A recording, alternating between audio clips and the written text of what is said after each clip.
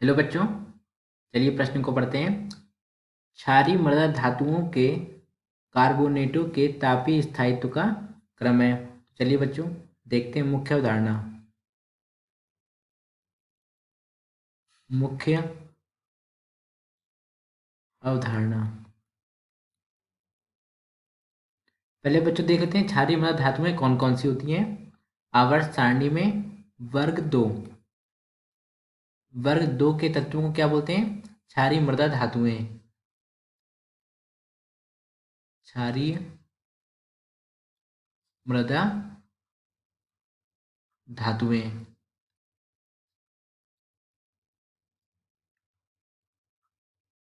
धातुएं कौन कौन से तत्व कौन कौन से तत्व आते हैं बच्चों, इसमें देखते हैं। बेरिलियम, मैग्नीशियम, कैल्शियम, स्ट्रोंशियम और बेरियम। बच्चों ये रेडियम भी होता है, बट ये क्या होता है? रेडियो एक्टिव तत्व होता है रेडियम। तो बच्चों ये देखिए, ये क्षारीय मृदा धातुओं के बाह्य कोश का इलेक्ट्रॉनिक विन्यास क्या होता है? NH2। अभी क्या कह रहा है कि क्षारीय मृदा धातुओं के कार्बोनेट मतलब CO3। सब में क्या करते हैं बच्चों? CO3 लगा लेते हैं। MgCO3, CaCO3, स्ट्रोंशियम CO3 और बेरिलियम CO3। अब क्या करें इनके तापीय स्थायित्व का क्रम। तो बच्चों पर ये समझते हैं कि तापीय स्थायित्व क्या होता है। तापीय स्थायित्व होता है जो ताप देने के बाद भी ना टूटे आसानी से। मतलब यहाँ पे लिख सकते हैं तापीय स्थायित्व मतलब ताप देने के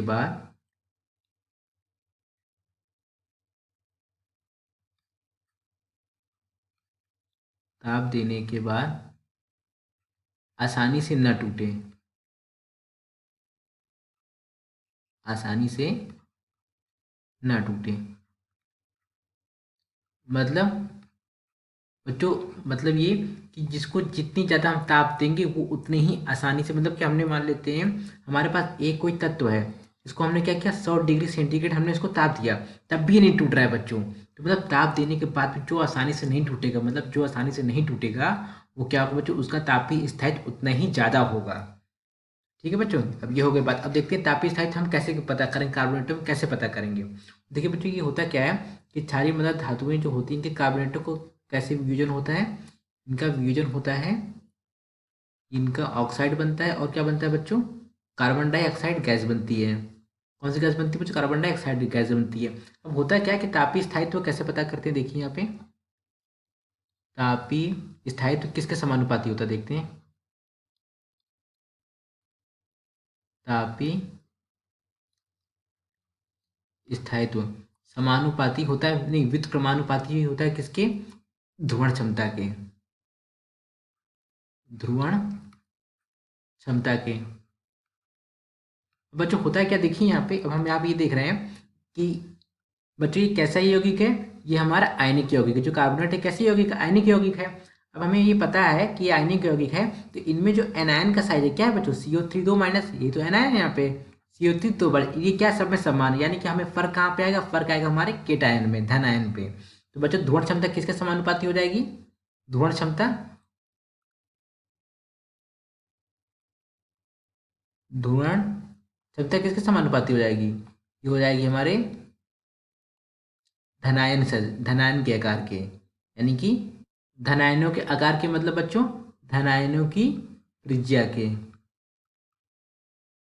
धनायनों की त्रिज्या के समानुपाती हो जाएगी। यानी कि जिसकी, देखिए बच्चों अब ये हुआ क्या इसमें, देखिए यहाँ पे ये क्या हुआ, अगर जिसका तापीय स्थायित्व ज़्यादा होगा, जिसका तापीय स्थायित्व ज़्यादा होगा उसकी ध्रुवण क्षमता कम होगी, जिसकी ध्रुवण क्षमता कम होगी उसकी धनायन की त्रिज्या क्या होगी? कम होगी। अब देख लेते हैं बच्चों, यहाँ पे हमें पता है वर्ग में ऊपर से नीचे जाने पर क्या होता है बच्चों?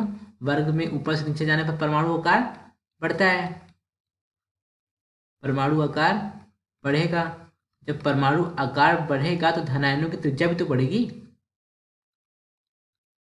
धनायनों की त्रिज्या भी बढ़ेगी।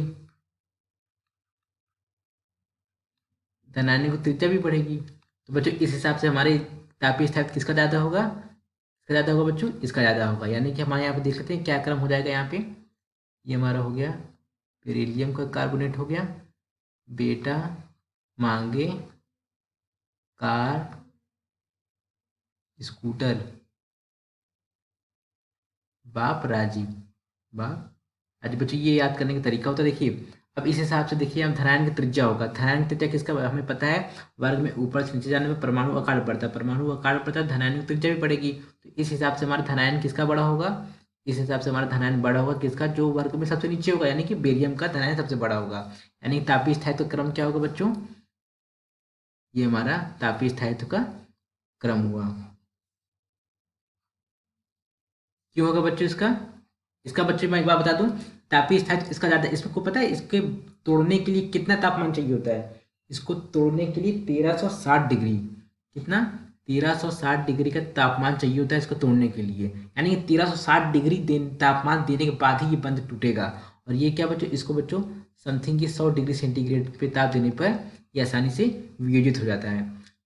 बच्चों यहाँ पे क्या पूछा था, तापीय स्थायित्व का क्रम क्या है, ये बच्चों मैंने यहाँ पे तापीय स्थायित्व का क्रम बता दिया। और तापीय स्थायित्व किन किन कारकों पर निर्भर करता है, एक बटे ध्रुवण क्षमता, ध्रुवण क्षमता किस पर निर्भर करती है बच्चों, धनायनों की त्रिज्या। अगर आप ये लिखना चाहें तो ये भी लिख सकते हैं कि एक बटे ऋणायनों की त्रिज्या के व्युत्क्रमानुपाती होता है, ऋणायनों की त्रिज्या के व्युत्क्रमानुपाती होता है। कौन होता है, ध्रुवण क्षमता, ध्रुवण क्षमता। आशा करते हैं आपको समझ आया होगा। धन्यवाद।